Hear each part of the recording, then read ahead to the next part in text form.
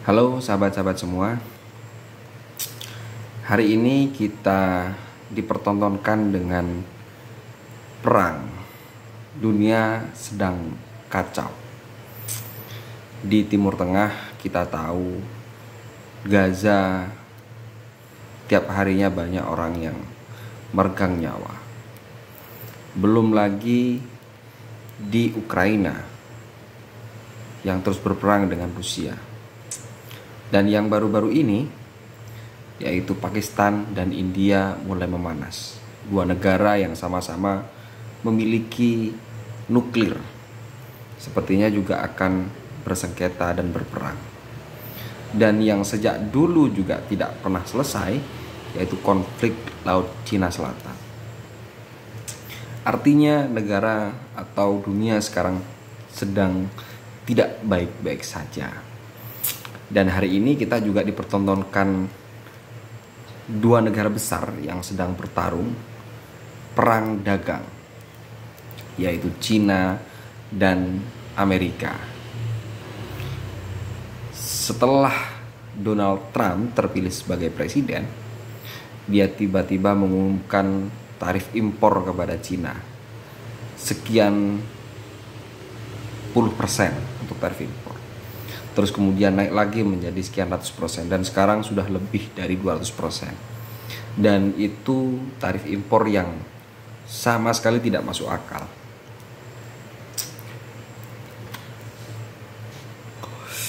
Lantas kemudian banyak orang yang memberikan komentar, kita harus ikut siapa? Condong kepada Cina atau condong kepada Amerika? Dulu masa Orde Baru, Amerika sudah cukup mendominasi di negara ini. Dan pasca reformasi, Cina kemudian juga mendominasi. Buktinya banyak oligarki. Tapi soal perang dagang antara Cina dan Amerika itu tidak mengharuskan kita untuk memilih salah satu di antara keduanya.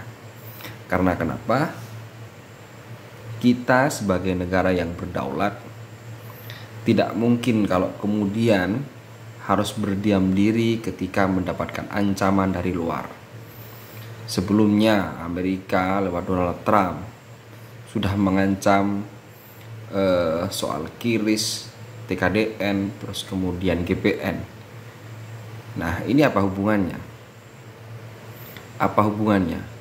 Kalau kemudian Indonesia menuruti ancaman Donald Trump, maka ini secara tidak langsung kita sebagai negara yang berdaulat sudah jatuh harga dirinya.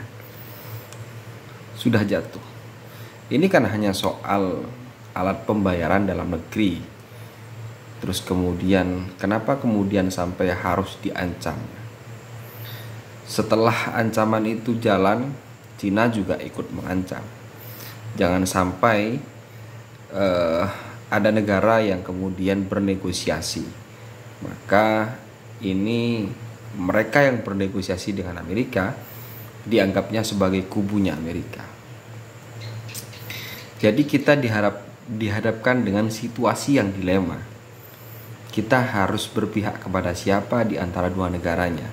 Tapi saran saya, walaupun ini juga tidak patut untuk didengarkan, tapi paling tidak sebagai warga biasa, kita punya andil besar untuk memberikan sumbangsih gagasan dan ide.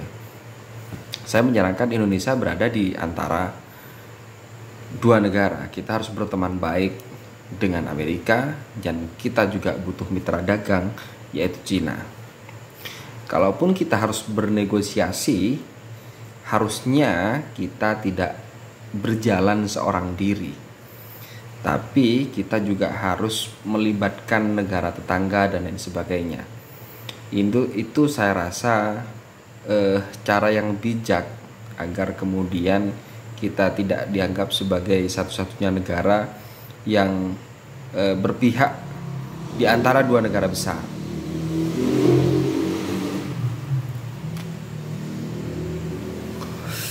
Kita dulu sudah berpengalaman menghadapi situasi demikian ketika Perang Dunia antara Uni Soviet dan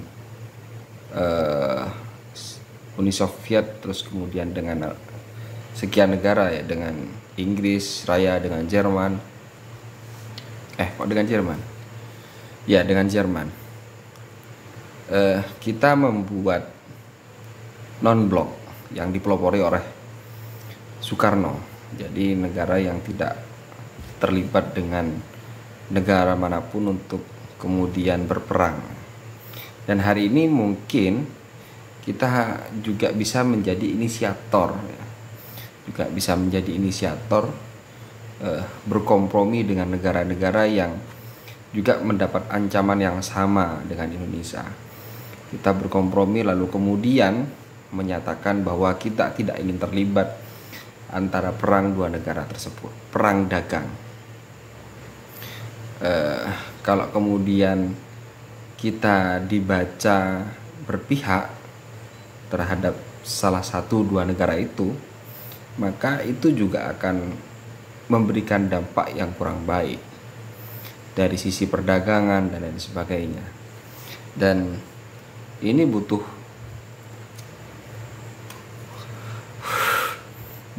pertimbangan yang panjang, kajian yang lama. Tentu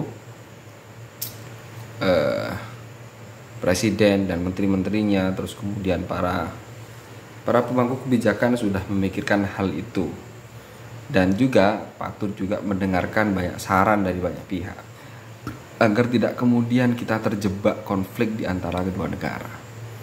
Saya kira demikian menurut saya. Bagaimana menurut kalian?